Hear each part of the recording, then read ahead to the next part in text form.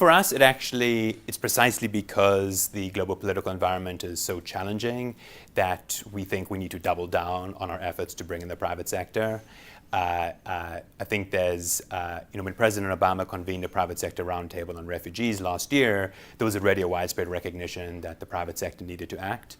I think in a lot of respects, in terms of the refugee crisis and in terms of the role of governments, it's only become much more urgent for the private sector to act. So I think we look at those political challenges and say, all the more reason for businesses to roll up their sleeves and get involved. We're very excited about the toolkit. It's something we're doing in partnership with LIRS, a leading US resettlement agency.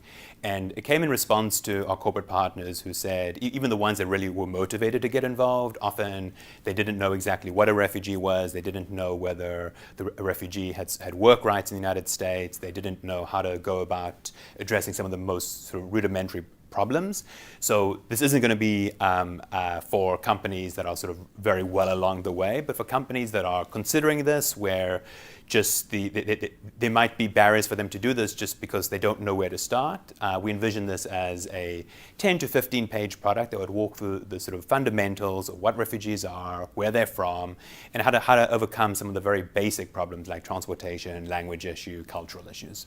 Companies shouldn't be embarrassed about the fact that they have refugees in their workforce and that they're doing things to help refugees.